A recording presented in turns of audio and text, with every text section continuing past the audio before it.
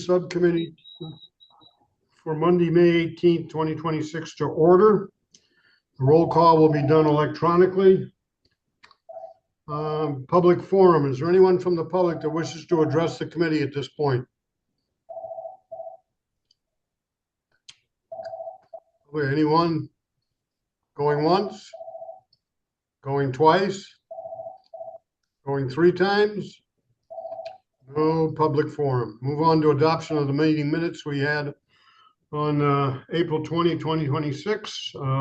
They've been distributed and I'd entertain a motion to approve.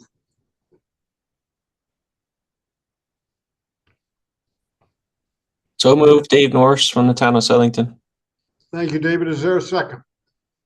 Greg Summer, second. Thank you, Greg.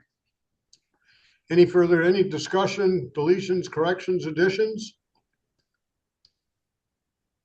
We'll move on to the vote. And again, remember, if you do abstain, please indicate your name and community. All those in favor, please indicate by saying aye. Aye. Aye. Opposed? Abstentions? Abstain, Steve Soplak, Rocky Hill. Thank you, Steve. Any other abstentions? Minutes are approved as distributed. And we'll now move on to a presentation on the Transportation Safety Action Plan. Roger and Annika. All right, thank you, John. We want to give you a brief update on our safety action plan work. And so on our next slide, I want to go through a few items. Let's see. So next slide, advancing there. Let's see that. There we go. So I'll touch on data trends and then our action plan update, our schedule, and our next steps. So on the next slide, we have a good trend line showing downward. We have the NHTSA, National Highway Traffic Safety Administration, reports nationwide from 24 to 25, there were 6.7% less deaths nationwide. In Connecticut, NHTSA was reporting from 24 to 25, 11.6% less deaths, 36 less fatalities. In our CROG region, what the data that we have from the crash repository is showing there are 32 less deaths in our CROG region from 24 to 25, a 35% decrease. Now that can change and likely will as some data gets updated regarding the fatalities. But currently, as shown on the next slide, it is a good downward trend for 25 from about 90 to that 58 in 2025. So that's just a good trend to see.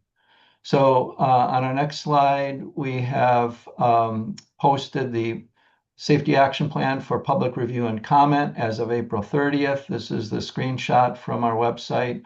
That first shaded box shows basically will link you to the body of the report. And then the second shaded box will link you to all the appendices. We're asking for public comments to be provided by May 31st. You can send them directly to me via email or mail or a phone call. And then we will proceed with any revisions required. And on our next slide, our safety action plan very briefly includes the 7 fundamental elements that are in a safety action plan as kind of dictated by the US DOT's Safety Action Plan SS4A program. So we touched on the leadership commitment and goal setting, our Vision Zero goal for CROG of by 2040. Our planning structure, we touched on how we're set up at CROG with our transportation committee, our policy board, and then we did have a Vision Zero task force. Our safety analysis, which we reviewed over the past year or more with all the crash data and documenting that, and that's in the report, primarily in the appendices and on our website, and I'll go through a little bit of that on our website tool in a minute. We documented our engagement and collaboration that we had over the past year, touched on policy and process changes, We will continue to put Vision Zero out in front of our region with infrastructure enforcement and educational opportunities. We are in the process of looking at hiring a safety planner position. So things like that are outlined in that chapter. Our safety, number 6, safety and project selection. A lot of that is in the appendix material with each town's project selection profile showing their priority projects. We were requested by the task force to put in something about funding strategies. So we added that as number 7. And then our progress and transparency is basically via our website has well documents what we've done. So with that, I'd like to show you on our next slide. That is all the appendix material. So if you click on that box, on the next slide, I think I highlighted our crash data sheets, which each town has. I think that's one of the real resource going forward that this document will have all that crash data documented for the 5 years from 2019 to 2023. And then on the next slide, I believe that's our crash data sheets. So all of those for each town are in the appendix material. And then on the next slide, we have our project profiles showing the priority projects for each municipality are in that 6B and 6C.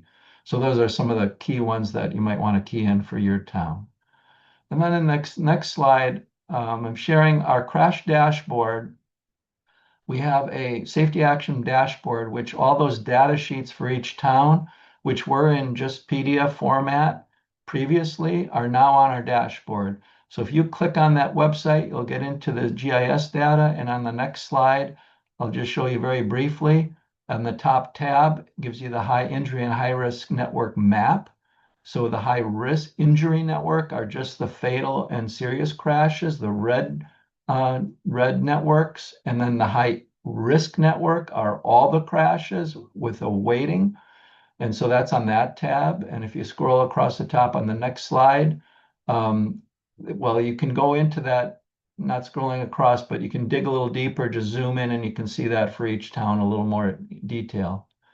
And then on the next slide, we have our regional priority locations. Similar to our last report, we weighted the crashes on the corridors throughout the whole region and came up with a listing of top intersection priorities and top corridor priorities for the whole region, in addition to all those for each town. And then in the next, scrolling across on the top, you'd have fatal and serious crashes. This shows all the fatal and serious crashes.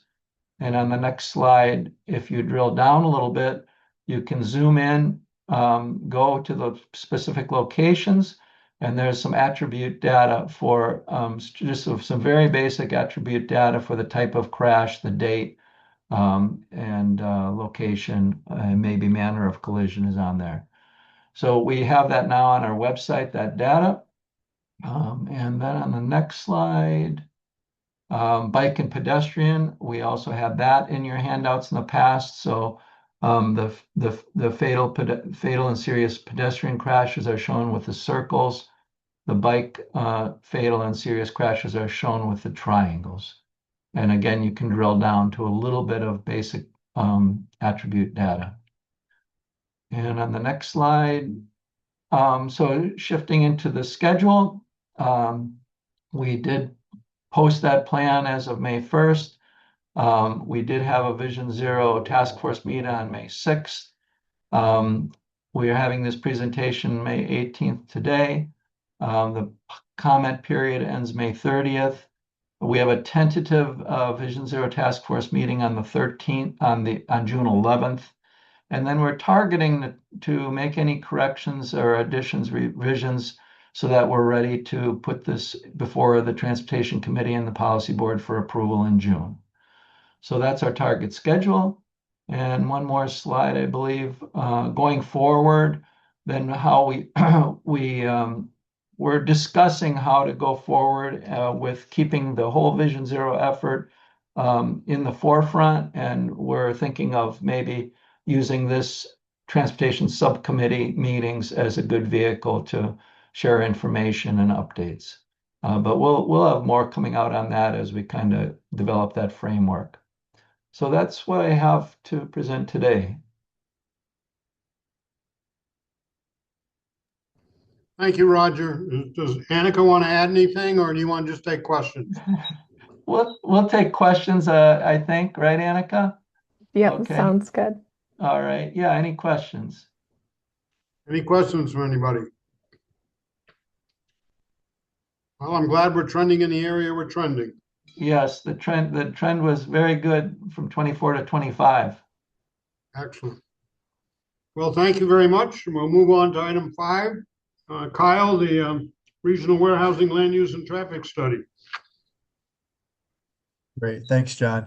Before I introduce Stephanie, I just wanted to give you guys a little bit of additional context. Some of you may remember we had the initial interim findings presented to TC in October, and just due to the breadth of the study, we decided to split it in two. So today will be part 2 of 2. So we'll briefly just kind of go over what we covered in October as a refresher, and then Stephanie will cover the remainder of the work that we've been covering in the time since then. So with that, I will turn it over to Stephanie. Thanks very much, Kyle. Appreciate it. My name is Stephanie Finch. I manage WSP's National Freight and Logistics Advisory Group, but I do happen to be based here in the Prague region. So this study has been a pleasure to work on. And as Kyle said, we did do an intro to the study at the meeting in October. So some things will be a refresher and then some things will be new. Can I have a next slide, please? So as a reminder of the background of this study, the Hartford region has been seeing a number of warehouse developments after the pandemic, especially 2021 through 2023 and 2024. Things have slowed down a little bit because of the change in the national industrial real estate market. Interest rates rose through 2022 through 2024, and so the capital has been a little bit more constrained for building these facilities, but there's still a fair amount of demand, and that's part of what this study was looking at was where is this demand coming from? How much of it is there really? And what does the future look like? And depending on those factors, how can municipalities, planners, and leadership look ahead to accommodating this development in a way that works for their towns? So I'll take next slide, please. Yeah, thank you so much.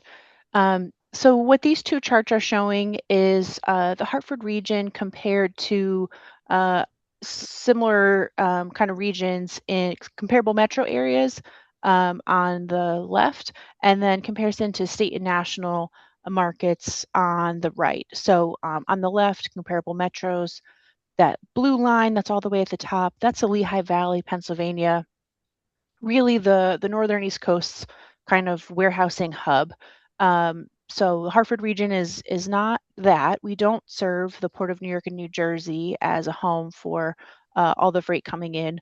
But the Hartford region is the thick red line, a little bit more in with some other players like Albany, Worcester, etc. So it is a region that's growing at 4% or so a year, which is more than it had grown maybe in the previous 20 or so years. So it does look like growth to us here. And then on the right, compared to state and national, the top purple one is Pennsylvania, led by that Lehigh Valley growth. The rest of the U.S. on that gray dashed line, which is reflecting some of the much busier markets like Lehigh Valley and California outside of LA Long Beach. But Hartford is up there ahead of the statewide rates for New York, Connecticut, Massachusetts. So there's definitely growth here. Next slide, please. Thank you. So taking that in mind, that it's a growing region that's primarily serving the actual regional population. It's not really connecting ports, as it were. The study goals are to first evaluate the regional warehousing landscape And how do these developments impact transportation, land use, and economic development? Secondly, what should state, regional, and local policymakers know about e-commerce and warehousing sectors and how those might be different than other developments, such as retail? And third, what are the best practices for municipal staff to assess development applications for warehousing and logistics sites? So when towns are receiving these applications, often from nationwide industrial real estate developers, how can they best be prepared to review those applications and move forward? Next slide, please. Major study deliverables include a market and trends analysis, a tech memo, a traffic analysis technical memorandum, which will be forthcoming. And that includes results of traffic count analysis that were conducted last summer, as well as a review of truck parking needs in the region. And third, land use best practices guide, which is complete and posted on the study website, which will provide the link to the study website at the end of this presentation. It's in the slides. Next slide, please. So we really want to thank the members of the Project Advisory Committee. We list the towns where committee members came from. We held 3 meetings throughout the project to, one, kick off and just gather information from the folks who know what's going on the ground the best. Midway, to review findings and kind of gut check what we were seeing. And then the final meeting at the end of March to review the best practice guide and wrap up the findings. So thanks very much to this team. It's been a tremendous value to the project to have folks so involved. Next slide, please. So we just want to cover briefly what the industrial development pipeline looks like for this committee, what we expect to be able to see through 2050. We're looking at between 15 and 24 million new square feet of industrial space. So depending on the warehouses that might come in, this is probably half a dozen to a dozen new developments, but it's really going to depend on what their size are. Right now, we're seeing nearly 9 million square feet, which is currently in the pipeline to be developed just in the next handful of years. Important to note, about 75% of the pipeline is in the north of Hartford submarket. So that's really Windsor, Windsor Locks, Enfield, this area around the airport. And you can kind of see the dots here are clustered in the map, and the colors here reference kind of how ready the build site is, whether it is, empty site that's prepared or something that's just been kind of earmarked or something that's already moving well underway with permits and has a developer. And then the other quarter of the pipeline is in the east of Hartford region. That's looking at East Hartford and South Windsor. So that makes sense based on what we've seen for the zoning patterns here, the economic development patterns, the transportation access. So especially the north of Hartford market has Bradley Airport. They have really great interstate access, and they can easily serve beyond the Krog region into the Springfield region. Next slide, please. So this one will be a little bit new from our results in October. We completed modeling the traffic counts that we conducted. I think it was 17 warehouses in the region of different types. So we looked at the DTC here means direct to consumer. So that's really like your Amazon warehouses that are delivering right to homes. And so those warehouses generated similar traffic levels on weekends and weekdays. And so the takeaway on this is that when you're reviewing traffic assessment reports from developers at the beginning stages, really look and see if you can ask them to assess what their trip generation is going to look like on weekends as well as weekdays and beyond the traditional AM and PM peaks. What we found was that there were peaks kind of in between, and that's not just for trucks, but that's for passenger cars, which can serve not only to bring workers to the facilities, but also things like these flex delivery plans, where it's kind of crowdsourcing delivery, the delivery vans, box trucks, as well as your full-size trucks. So we looked at, like I said, the direct-to-consumer, and then we also looked at more business-to-business warehouses, and we classified those in terms of dry. So think of like a tire warehouse that's delivering tires to your tire shops. That's dry goods.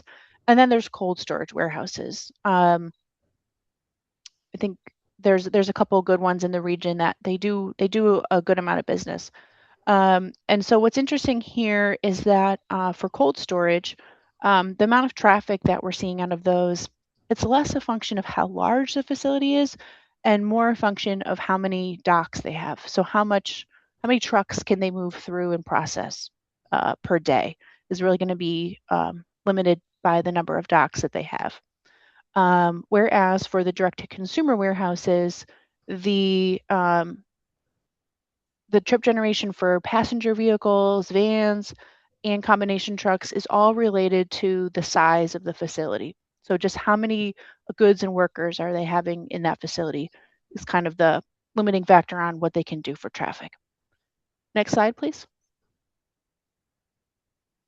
And so following the traffic analysis, we also looked at truck parking. We won't go into all of the detail on that today, but I'll just highlight some of the key things we looked at were the differences between truck parking for staging when trucks are coming to make deliveries in the region versus overnight parking when they need to take their rest break. Those have some different zoning implications. We did look at potential spots, parcels in the region, but some good news came during the course of this study that we're highlighting here, that as part of its own truck parking efforts, Connecticut DOT is going to be expanding the Southington rest area from 17 to 47 spots, and is also investigating new truck parking in Vernon and Enfield. Next slide, please.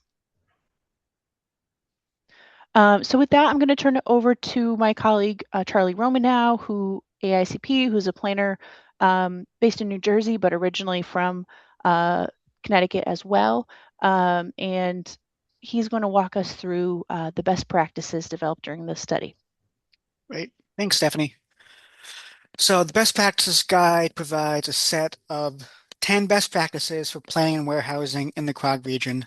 The guide is intended to be a resource for planners, engineers, public officials, and planning and zoning board members. The guide was developed based on analysis of existing case studies from across the country, interviews with industrial property developers and brokers with experience in central Connecticut, and research into how communities across the country have established benchmarks to understand the impacts of warehouse development. Next slide, please. So the best practices guide draws on 3 primary case studies. I won't go into great detail about them here, but these case studies offer a national, regional, and local set of examples to how communities plan for, regulate, and process warehousing developments. Before we get into the specific best practices, I'll just add that there is intentionally some overlap between the best practices, as the planning processes for these developments have a lot of moving integrated parts that can work hand in hand with one another. Some common themes you'll see in the best practices are clarity, defining terms and processes clearly, flexibility, enabling the ability to adapt where it makes sense to do so, and transparency, offering clear information to the public about what is going on and how the project benefits them. It's not expected that every town in the region will implement all of these best practices, but they are policies and processes that towns can consider and learn from in crafting procedures that work best for each town. Next slide, please. So the first best practice is to have clear definitions and use classifications. There can be a lot of terms thrown around that have different meanings to different people, such as warehouse, distribution center, and last mile delivery facility. It's helpful to have clear definitions of the various types of warehousing facilities and any other conditions that may be tailored to a specific type of facility, such as different parking needs. Next slide. The next best practice is to offer flexible zoning for adaptive reuse. This allows facilities to adapt to changing business models and wider changes in economic conditions without forcing the property owner to start the planning process over from scratch.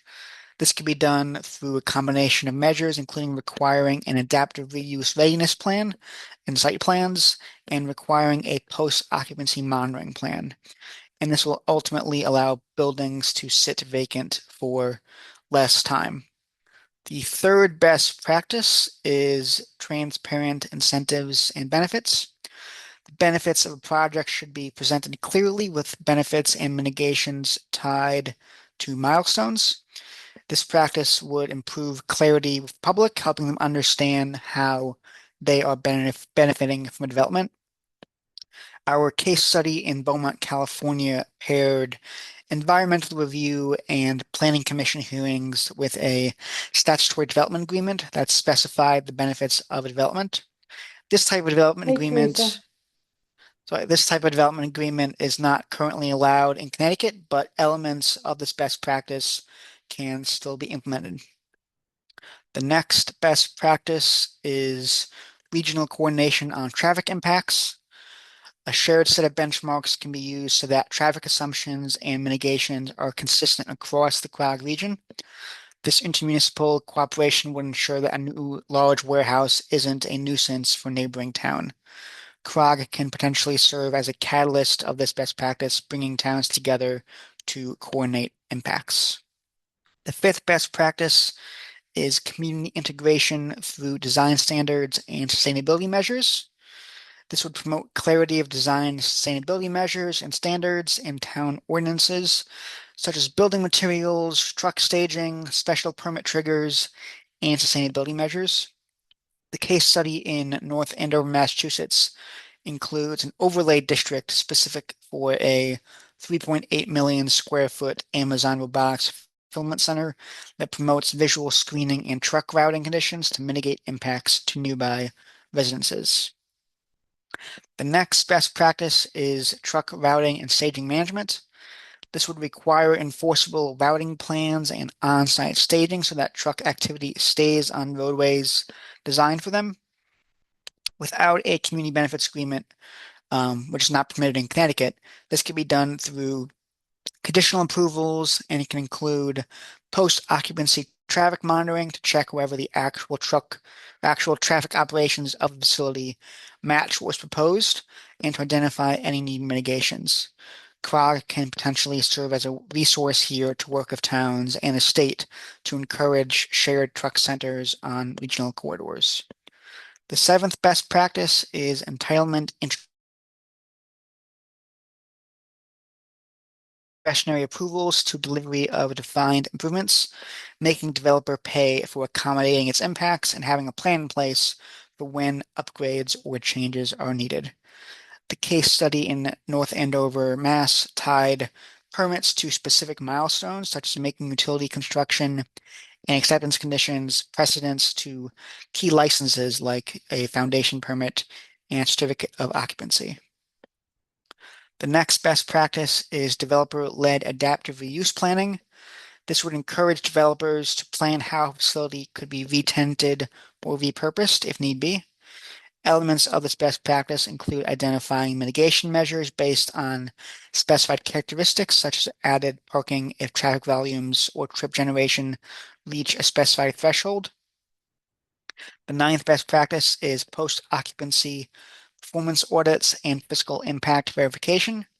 This would require post-occupancy operational and community impact monitoring so towns can verify outcomes and adjust conditions. This would build in the monitoring from day one to set clear thresholds. CROG can potentially host a shared data set of post-occupancy results so that towns in the region have a better understanding of the impacts of warehousing facilities. The final best practice is the indirect source rule. This involves annual reporting requirements with a clear menu of actions to reduce diesel impacts, and this is based on a rule in California which treats warehouses as indirect emitters of pollutants. So while the warehouse itself doesn't emit a lot of pollutants typically, vehicles using the facility often do. This would standardize reporting, encourage the adoption of innovative technologies, and provide a public-facing summary so the public knows what is going on. And the outcome would be to keep operators accountable while allowing flexibility through a menu of options. Now I'll pass it back to Stephanie to talk about the study's outcomes. Thanks, Charlie. So as I mentioned before, the website link is at the bottom of this slide, and I believe that Kyle put it in the chat as well. There's a lot of resources there. There is the finalized real estate and market analysis technical memorandum. There is a last mile vehicle miles traveled tool to take a look at for kind of planning and informational purposes, get a sense of how that last mile VMT is impacting the region. There are summaries from the Project Advisory Committee meetings, and very soon there will be the finalized technical memorandum on the traffic impact analysis, the truck parking analysis, as well as the final report. Oh, also up there, as I mentioned, is the best practices guide with the practices that Charlie was just mentioning. So we'll be happy to take any questions as needed. And please also feel free to reach out after the meeting.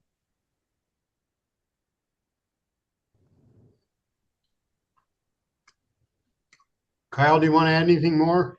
Only thing I would add is we're technically in the public comment period, which will keep open until probably about policy board next month, so probably the third week of next month. So if you have any questions, you can poke around the project website.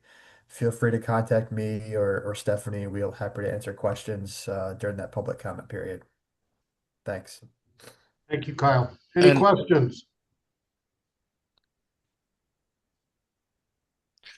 Don't see any hands up. I'll just also add, John, that all three of these studies are currently wrapping up. They're all in the public comment period.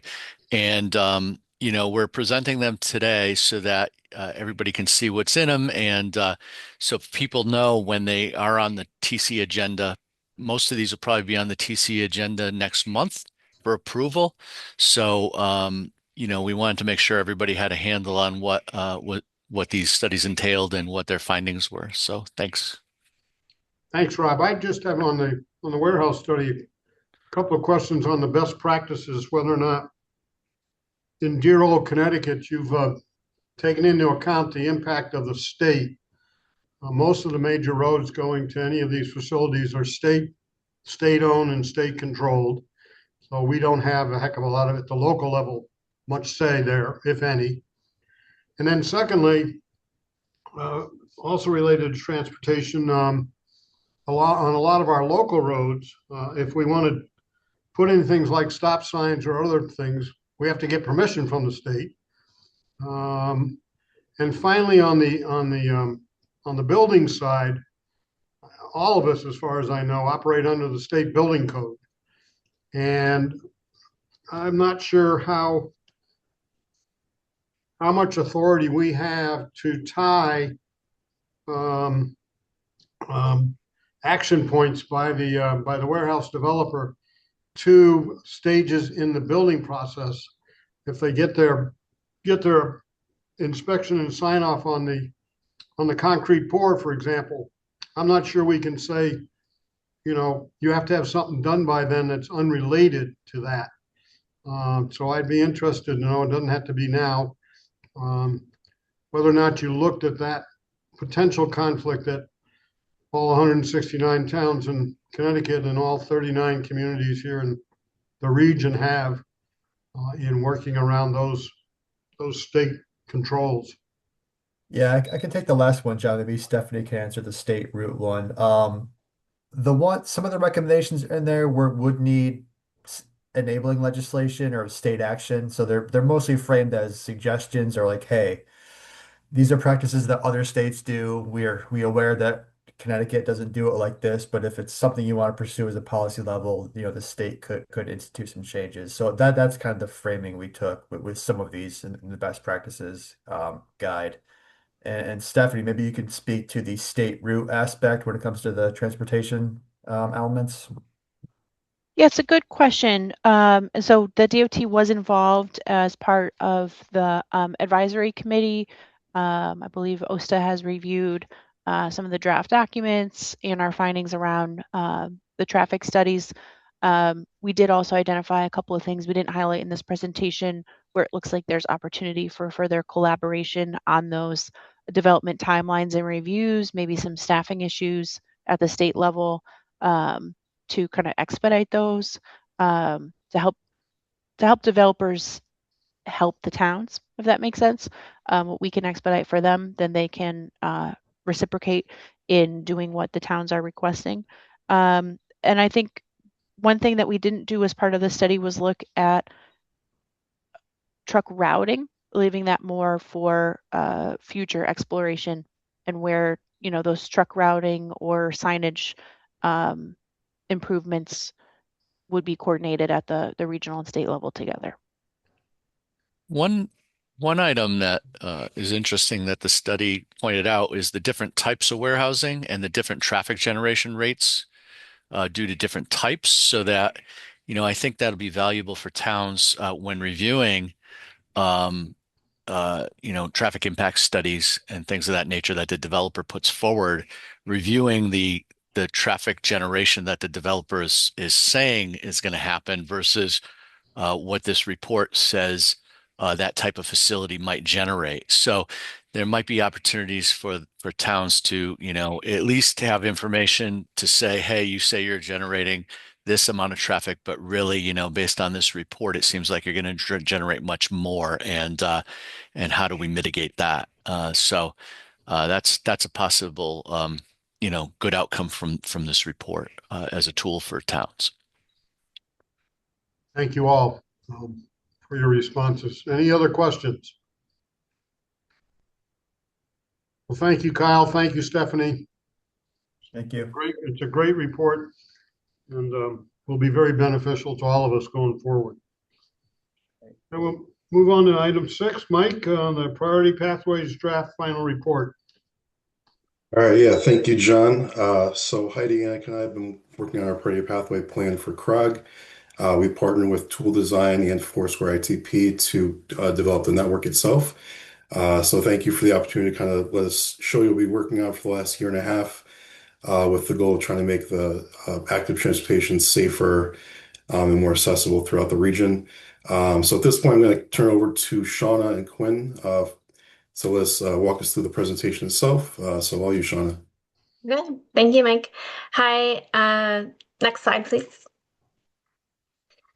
I am delighted to be back here. I am Shauna Kitzman. I'm a transportation planner for Tool Design, and I'm also our Connecticut market lead. I'm joined by my colleague Quinn Malloy, who you'll hear from in a couple minutes. Today's presentation is really organized around the arc of our Priority Pathways project, and this is the Regional Bicycle and Walking Implementation Plan. We're going to walk through the goals of this project, how the public and municipal input shaped the work, what the analysis revealed, and what the final plan recommends. So we started this in October of 2024, and as Rob mentioned, we are wrapping up this 21-month process and will be closing out by the end of June. Next slide, please. So throughout our region, we have a lot of trails that are major assets and smaller assets, and they're beloved by many people, but they don't necessarily function as a system today. So consider, if you will, the East Coast Greenway, which on this network map is shown in the darkest line or the broadest blue line there. That's obviously a major regional asset, but also connects throughout the state and beyond. And at the smaller local level, many communities have made meaningful investments in our trails and in biking and walking infrastructure. But the challenge is that local investments often stop at town lines, at major roadways, or where there's complicated crossings, or where topography really creates a challenge. All of these contribute to gaps in the system, and the Priority Pathways project is a framework to address those gaps and to develop a connected and comfortable network that focuses on safe, low-stress travel for everyday trips and recreation for people of all ages. Our plan also includes a funding and implementation roadmap. We'll get into those, as well as we will dig into this plan a little bit, the network itself, when Quinn takes over here in a few moments. Next slide, please. This one has animations. Okay. Oh, it just went. Okay. So the project goals for this were to meet level of traffic stress 1 across the network so that Priority Pathways are safe, comfortable, and welcoming to all.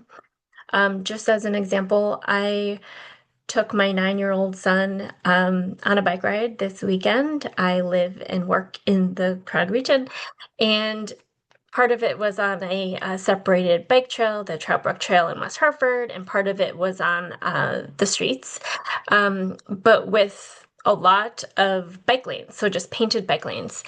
And I am not an intrepid bicyclist. I'm interested but concerned, which is representative of a lot of our population.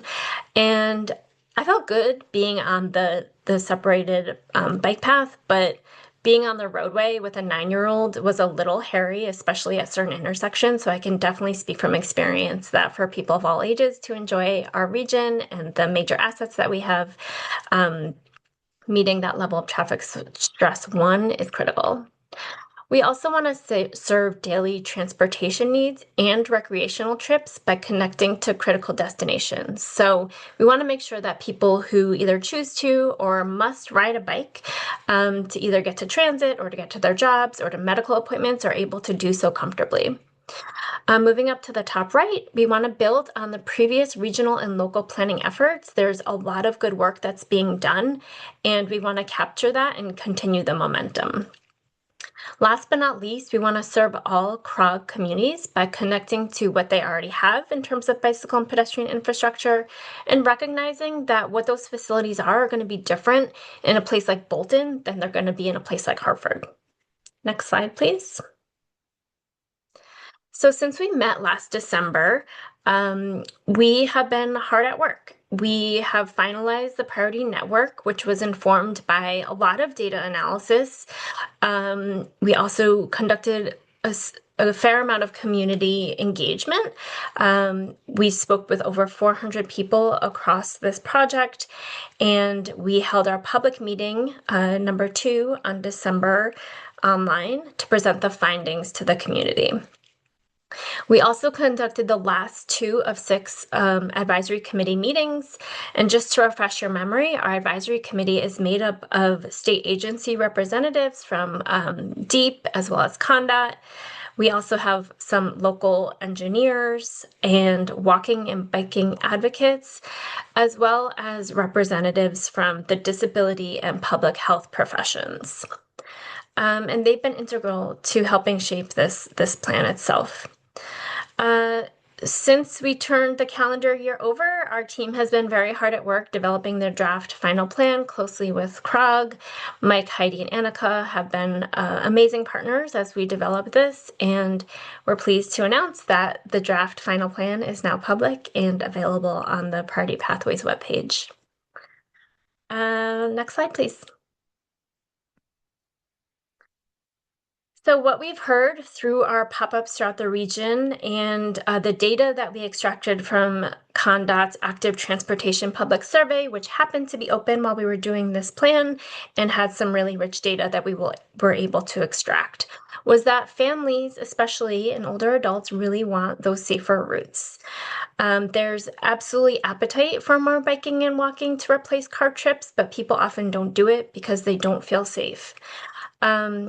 The trails are incredibly valuable. So those are your Hop River Trail, Farmington Canal Trail, the Trout Brook Trail in West Hartford and East Coast Greenway, among others, Airline Trail.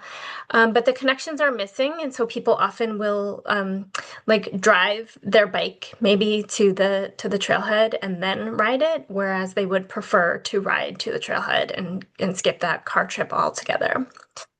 People want a network that supports their everyday trips, whether that means going to school, going to work, going to shop, and the infrastructure just isn't quite there yet.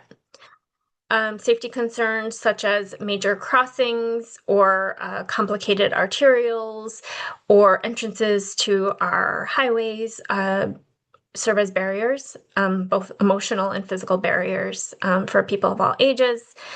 And I think that is it for this slide. We also did a lot of engagement with municipal staff. So we met online with folks from, I want to say, like 35 of the communities throughout the 38. We talked to municipal engineers, planners, departments of public works, some first responders, and safety professionals. So there is strong support for improving walking and biking and enhancing and strengthening those connections. Some key challenges that we have heard is that state roads create major barriers or just challenges in advancing goals at the local level. Communities really emphasize the importance of balancing those longer term and ambitious visions with implementable near-term projects. So how do they help move the needle and show the community that they are working towards a broader goal in smaller incremental, maybe pilot projects or that sort of thing. And the municipalities really do support the regional vision, but are working within constraints such as those physical, financial, or institutional constraints. And sometimes it really does come down to like local resources in terms of money or staff time or other bandwidth. Next slide, please. And with that, I'm going to turn it over to my colleague, Quinn. Thanks, Shauna. Can you hear me? Awesome. I'm Quinn Malloy. I'm a transportation planner and analyst at Tool Design Group. Previously was at the University of Connecticut. So really what we want to focus on here is this level of traffic stress concept. LTS1 is the real goal for this network. We want to make sure that people of all ages and abilities can use this network. It's intuitive, it's understandable. In the interim, we'll definitely need to rely on LTS2, which is, there might be some traffic mixing, there's less protection, it's a little bit less comfortable, speeds might be a little bit higher in the short term, but the goal is separation, comfort, all users should be able to use this. So where Shauna and her son might be out on the bike path, they're LTS1 interested but concerned people. I myself am an LTS4, a little hardcore. So I have biked all over this region and definitely a limited number of LTS1 routes currently. Next slide.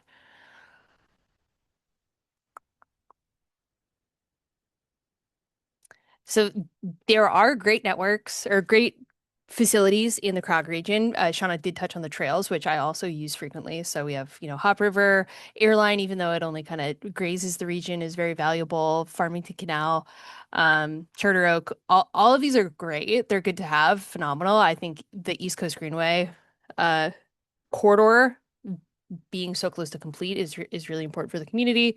But they don't necessarily provide everyone with access to them, and they don't have the cohesiveness that we'd want to look for in a regional LTS1 network plan.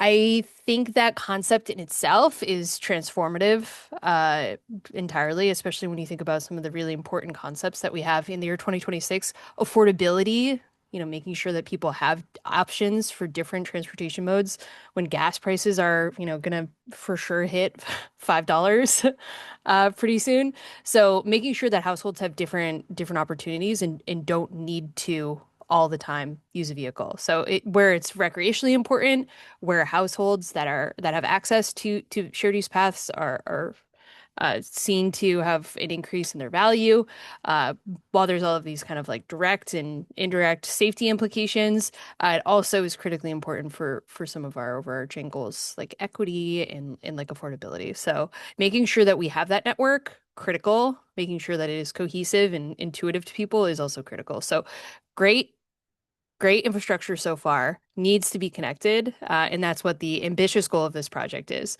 I have showed this project to other people since we started it, and other regions, other MPOs are jealous. They think it's awesome, and they'd like it for themselves. They think it's a great idea. So, next slide.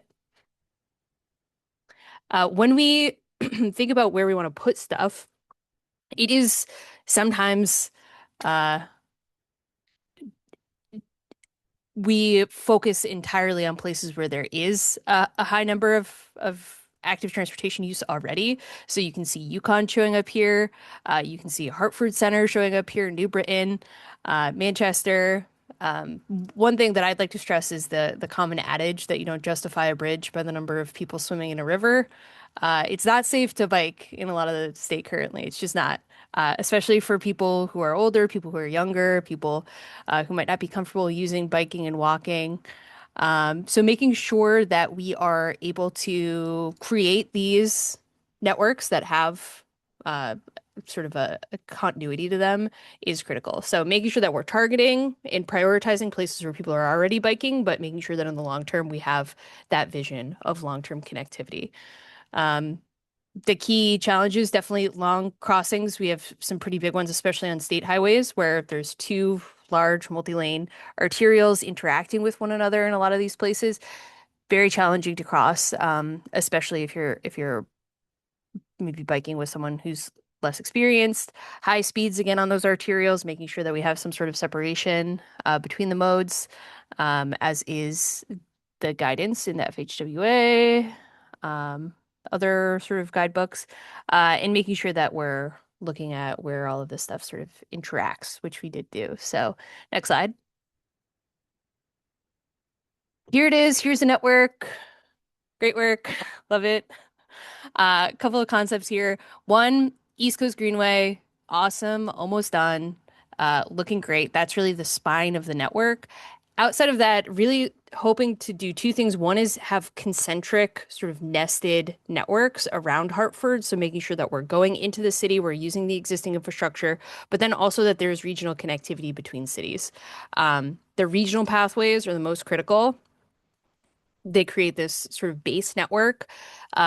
Next to that are the community connections, where people are using high quality infrastructure. It's probably going towards higher density housing, or you can see Yukon on here pretty strongly, but making sure that we're able to connect to these regional pathways with community connections, and then local circulators that might be in places that are a little more rural, but have been identified as a priority for the community, as like a secondary connection. So this is a lot of infrastructure that's being proposed, but I do think that you're well on your way, and that a lot of these are critical for you to have the kind of diverse transportation system that we need to meet the needs of the region.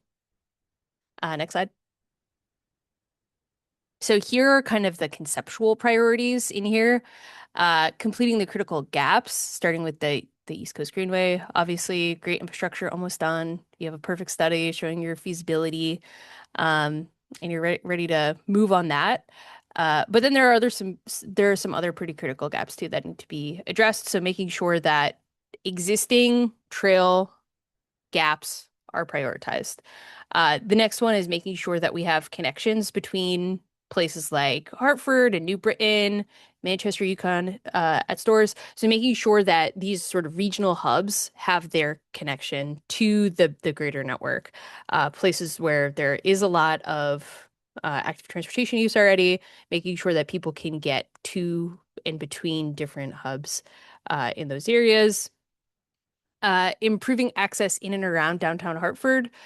Hartford has the highest rate of active transportation use, just the way that it is. We have commuters, we have people who live there, we have lots of interest groups hoping to get around, and making sure that there are LTS1 facilities in the city that work for all users is critically important. Making sure that we can get into the city, and when people are in the city, whether they live there or work there, they're able to get around safely, of all ages and abilities. So that's really critical.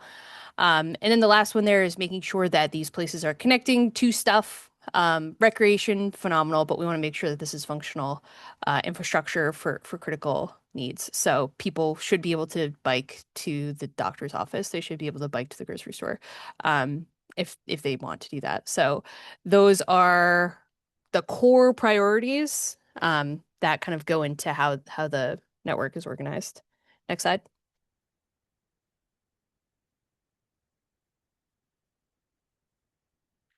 This is, again, ambitious. This is a huge amount of infrastructure that's being proposed. A lot of this can be done with in the interim or on roads that are more rural or lower speed. You could do lower cost treatments. You could have something like a shared street or a neighborhood greenway that has traffic calming mechanisms and signs that identify it as part of the network.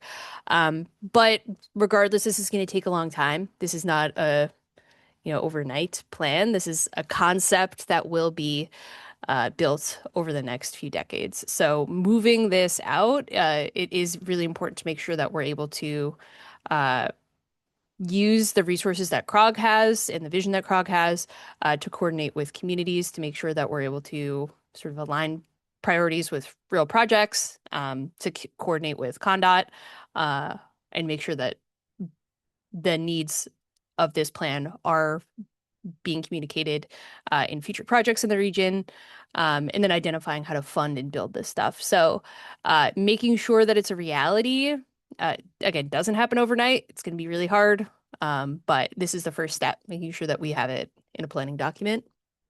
Next slide.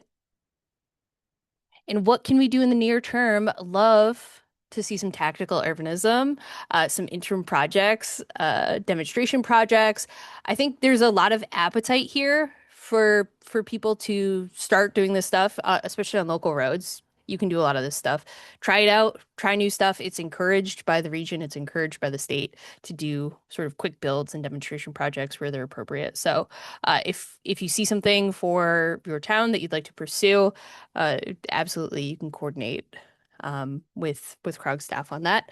But really making sure that we are closing the gaps, we're making sure that crossings are improved, that they're safe, that they can be easily interpreted. We're testing this with quick builds. And I think that one of the really key things here is just making sure that people know that the overarching goal of this bike infrastructure or walking infrastructure shared use path is to connect it to other shared use paths. That is what the overarching sort of vision is.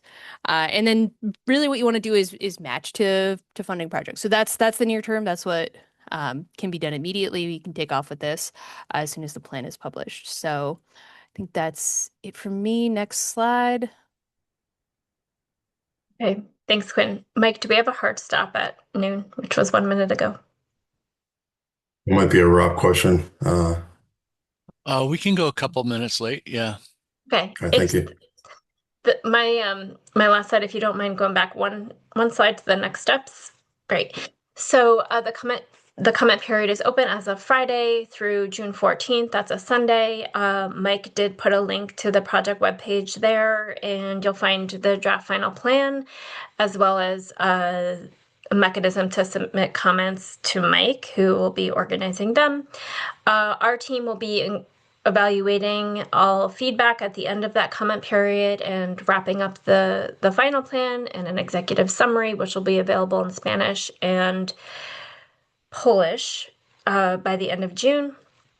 And then this isn't on the slide, but I do want to mention that we are having our final public meeting online tomorrow at 6:30. Please join if you're able. Again, that information is available on the project webpage.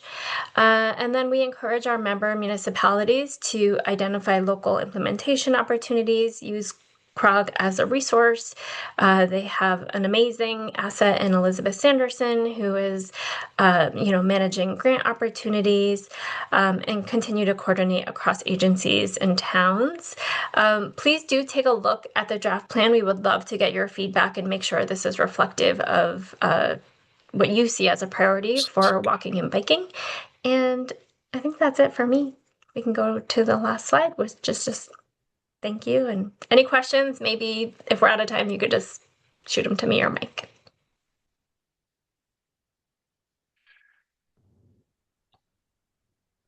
Well, thank you, Mike, Shauna, and Quinn. Another great study. Any questions for any of that three? I'll just note too, as Sean said, our public meeting is tomorrow. Annika just put the registration link in the chat itself. So if you're interested, please join us at 6:30 tomorrow night. So thank you guys again. Appreciate it. Okay, thank you. And we just reached a quorum for our transportation committee, so that's good news. Is there any other business for the cost review committee? And then a motion to adjourn the cost review subcommittee would be in order. Patrice Carson, so moved. Thank you, Patrice. Is there a second? Second, Steve Soplak. Thank you. Any discussion? Obviously not. All in favor? Aye. Aye.